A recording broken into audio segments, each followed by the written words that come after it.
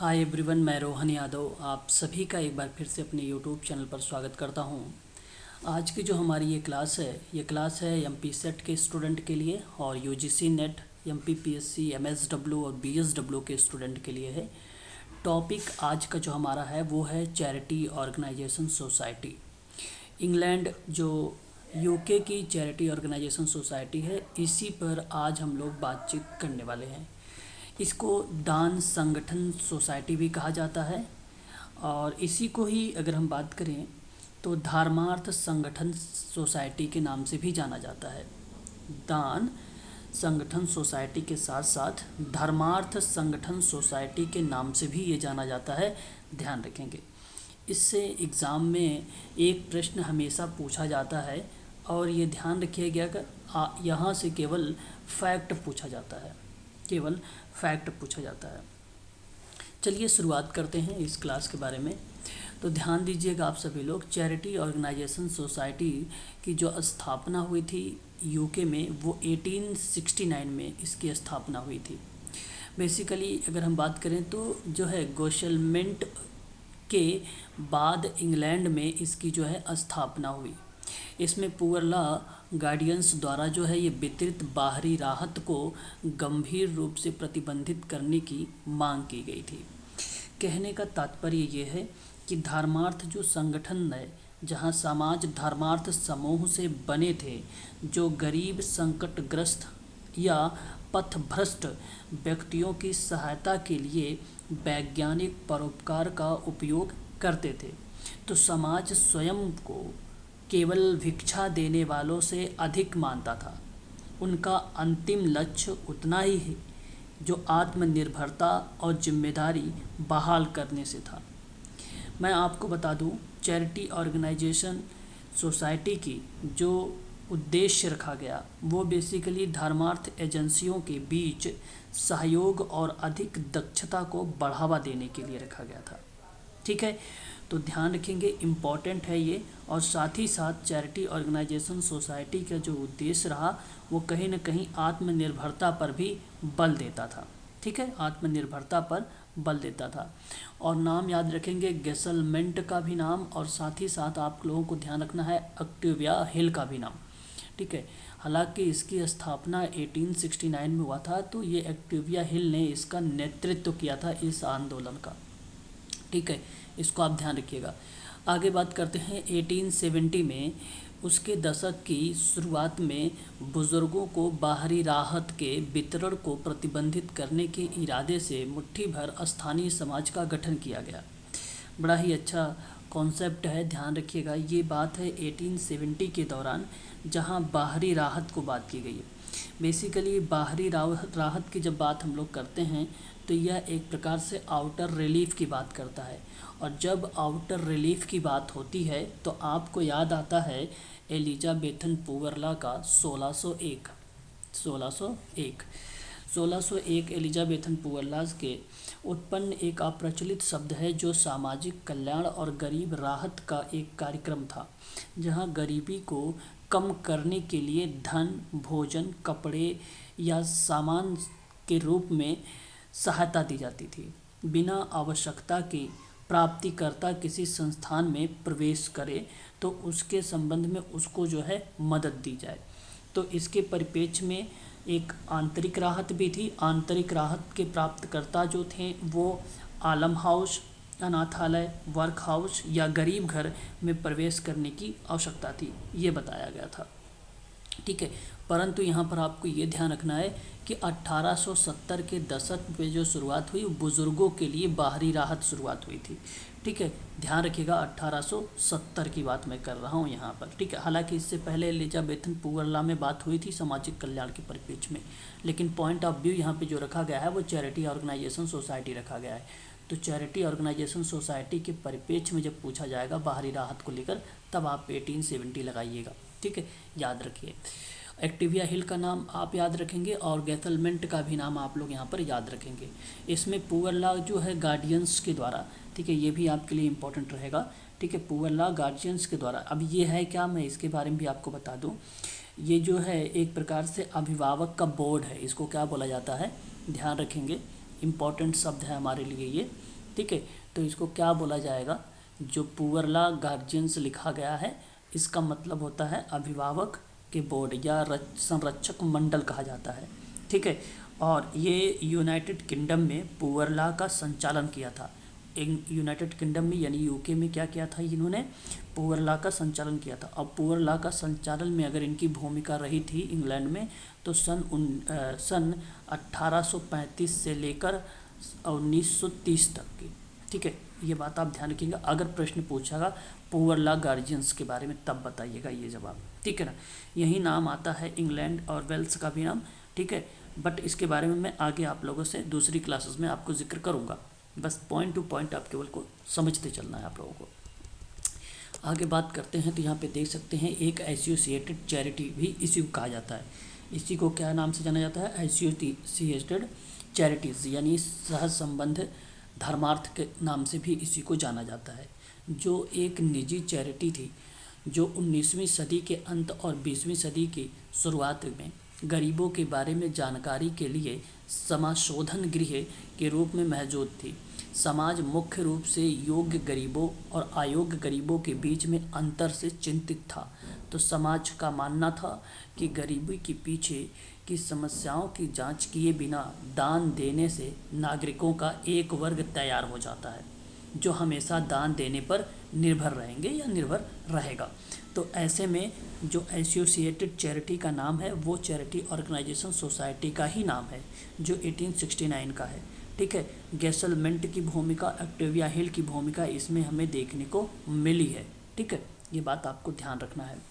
आगे बढ़ेंगे और नेक्स्ट पॉइंट देखेंगे। ब्रिटेन में जो चैरिटी ऑर्गेनाइजेशन सोसाइटी है वहाँ पर आप देखेंगे हेलन बोसाकेट और ऑक्टेविया हिल के नेतृत्व में चैरिटी ऑर्गेनाइजेशन सोसाइटी की स्थापना 1869 लंदन में थी या हुई थी और इसमें गरीबों के प्रभाव से निपटने के लिए स्व सहायता और सीमित सरकारी हस्तक्षेप की अवधारणा को समर्थन दिया गया था, ठीक है। ब्रिटेन में, ब्रिटेन का मतलब यूके है, यूके का मतलब इंग्लैंड है, ये बात ध्यान रखेंगे। संगठन के वैज्ञानिक सिद्धांतों का उपयोग करने वालों की जड़ों से उखाड़ने और राहत देने के लिए जहां इसकी सबसे अधिक आवश्यकता थी उसका उपयोग करने का दावा करता था, ठीक है। एक नाम आता है एनी बर्नर्स का, और एनी बर्नर्स संगठन में शामिल हुई और उन्होंने अपनी पृष्ठभूमि को इस्तेमाल किया कि लोगों ने चैरिटी स्वीकार करने पर आपत्ति जताई। सन 1946 में, ध्यान रखेंगे ये भी नाम हमारे लिए इम्पॉर्टेंट है, ठीक है। और चैरिटी ऑर्गेनाइजेशन सोसाइटी का नाम बदल दिया गया और 1946 में नाम बदल कर क्या किया गया, फैमिली वेलफेयर एसोसिएशन कर दिया गया है। तो पेपर में अगर प्रश्न पूछे फैमिली एसोसिएशन जो है फैमिली वेलफेयर एसोसिएशन का नाम कब रखा गया है तो 1946 बताइएगा। स्थापना पूछेगा तो 1869 लगाइएगा और ये वही है जो चैरिटी ऑर्गेनाइजेशन सोसाइटी है। और यह आज भी एक पंजीकृत फैमिली सपोर्ट चैरिटी के रूप में फैमिली एक्शन के रूप में काम कर रही है, ठीक है। ये बात आपको पता होना चाहिए। वहीं अगर हम बात करते हैं तो हमारे सामने एक आता है सेटलमेंट मोमेंट। सेटलमेंट मोमेंट भी चैरिटी ऑर्गेनाइजेशन सोसाइटी का ही एक प्रकार से ये पार्ट है। इसको बस्ती आंदोलन भी कहा जाता है, इसी को समझौता आंदोलन के नाम से भी जाना जाता है। तो यहाँ पर देखिए सुधारवादी सामाजिक आंदोलन था जो 1880 की दशक में शुरुआत हुआ था, मैंने आपको कम्युनिटी वर्क में पढ़ाया था। और 1920 के आसपास जो है यूनाइटेड किंगडम और यह संयुक्त राज्य अमेरिका में चरम पर पहुंच गया था। बात है ये किसकी, सन 1920 की, और किसकी, सेटलमेंट हाउस मोमेंट की, ठीक है। ध्यान रखेंगे सेटलमेंट हाउस आंदोलन की। फिर यहाँ पर कहा गया कि इसका जो लक्ष्य रखा गया वो समाज के अमीरों और गरीबों को भौतिक निकटता और सामाजिक अंतर संबंध दोनों में एक साथ लाना था। इसका मुख्य उद्देश्य था कि गरीब शहरी इलाके में सेटलमेंट हाउस की स्थापना थी जिसमें स्वयंसेवक मध्यवर्गीय सेटलमेंट वर्कर्स रहते थे, ज्ञान और संस्कृति को साझा करने की उम्मीद करते थे और उनके कम आय वाले पड़ोसियों की गरीबी को कम करते थे। बस्तियों के घरों ने इन क्षेत्रों में गरीबों के जीवन को बेहतर बनाने के लिए डे केयर का मतलब दिन का देखभाल, अंग्रेजी कक्षाएं और स्वास्थ्य देखभाल जैसी सेवाएं प्रदान की गई। और यहाँ पे जेम्स एडम्स और एलन सतीर का नाम आता है, कहीं कहीं एलन स्टार लिखा होता है। इनके द्वारा स्थापित उस समय का सबसे प्रसिद्ध आवास हल हाउस था ये। तो अगर पूछेगा सेटलमेंट हाउस मूवमेंट 1880 में किसने इसकी स्थापना की है, तो जेम एडम्स का नाम लगाइएगा और एलन सतीर का नाम लिया, एलन स्टार का नाम लगाइएगा। ठीक है, तो याद रखेंगे। अच्छा, मैं आपको बता दूं, यदि आप यूजीसी नेट समाजकारी की ऑनलाइन क्लास लेना चाहते हैं या आप एमपीपीएससी का, एमएसडब्ल्यू, बीएसडब्ल्यू या एमपीसेट या यूजीसी नेट जिसका एग्ज़ाम जून में है, तो उन बच्चे हमसे संपर्क कर सकते हैं। 8506031308 पर कॉल भी कर सकते हैं और व्हाट्सएप के माध्यम से इसके बारे में संपूर्ण जानकारी भी प्राप्त कर सकते हैं। ये मैंने आप लोगों के लिए जो है चैरिटी ऑर्गेनाइजेशन सोसाइटी यूके के बारे में थोड़ी सी जानकारी दे रहा हूँ। इसकी पीडीएफ आपके व्हाट्सएप ग्रुप में और टेलीग्राम ग्रुप में पहुँच जाएगा। ठीक है, और आपकी जो क्लास का समय बताया गया है, एक क्लास आपकी 1 PM रखी गई है, एक क्लास आपकी 6:30 रखी गई है, एक क्लास आपकी 8:30 रखी गई है। आप सबको पता है कि क्लास का जो एग्ज़ाम है वो जून में होने वाला है, इस वजह से क्लासेस बढ़ा दी गई हैं आप लोगों की, ताकि आपका सिलेबस, आपके क्वेश्चंस, आपके PYQ ये सारी चीज़ें आपकी कवर हो सकें और एग्ज़ाम को आसानी से आप क्रैक कर सकें। ठीक है, चलिए आगे बढ़ते हैं। टर्नबी हॉल सेटलमेंट हाउस जो है ये 1884 में स्थापित, 1902 में आंदोलन की शुरुआत और 1884 में लंदन में ईस्ट एंड जो है वाइट चैपल में टर्नबी हॉल की स्थापना के साथ हुई थी। ये घर देखिए, एक टर्नबी हॉल है, इसकी स्थापना की बात की गई है टर्नबी हॉल की। ठीक है, तो टर्नबी हॉल की स्थापना जो है 1884 में की गई थी। ठीक है, याद रखेंगे आप सभी लोग, 1884 में की गई और 1902 में यह आंदोलन का एक रूप ले लिया था, आंदोलन का 1902 में। और 1884 में लंदन के ईस्ट एंड वाइट चैपल में टर्नबी हॉल की स्थापना के साथ हुई थी। और टर्नबी हॉल स्थापना जो है एक घर है, तो वहाँ पे अमेरिका में उनके बाद में उदाहरणों के मूल रूप से भिन्न था। अक्सर धनी दानदाताओं, शहर के निवासियों और भिक्षाओं के लिए या शिक्षा के लिए विद्वानों की ओर से दान के आधार पर प्रदान किए जाने वाले जैसे भोजन, आश्रय और बुनियादी और उच्च शिक्षा को पेशकश की गई थी। ठीक है, तो ये चीज़ हमें ध्यान रखना है, थोड़ा सा हम सब के लिए ये इम्पोर्टेंट रहेगा। और ये शब्द किससे रिलेट कर रहा है, तो ध्यान रखिएगा, टर्नबी हॉल से रिलेट कर रहा है। ठीक है, अब ध्यान रखें आप सभी लोग कुछ एक्टिविया हिल के बारे में, क्योंकि ये इम्पोर्टेंट पर्सन है इसलिए मैंने कुछ इम्पोर्टेंट इसकी किताबें ली हैं। तो एक्टिविया हिल की एक किताब थी 1872 में। ठीक है, याद रखेंगे आप सभी लोग। तो ये फर्दर अकाउंट ऑफ द जो है वेलमेर स्ट्रीट इंडस्ट्रियल। ठीक है, इंडस्ट्रियल, तो ये आपको ध्यान रखना है। यहाँ पर एक ये इम्पोर्टेंट है। दूसरा एक्टिविया हिल 1877 का है, वेरी वेरी मोस्ट इम्पोर्टेंट, इसको आप IMP करिएगा। आवर कॉमन लैंड करके आता है, ये इम्पोर्टेंट रहेगा आप सबके लिए। ठीक है, दूसरा आपको ध्यान रखना है Holmes of the London poor का, और ये एक्टिविया हिल का 1883 का है, ये भी हमारे लिए इम्पोर्टेंट रहेगा। और एक्टिविया हिल के बारे में अगर हम बात करें तो यहाँ पर आप देख सकते हैं कलर, स्पेस एंड जो है म्यूज़िक, ठीक है, फॉर द पीपल, तो ये भी इम्पोर्टेंट है।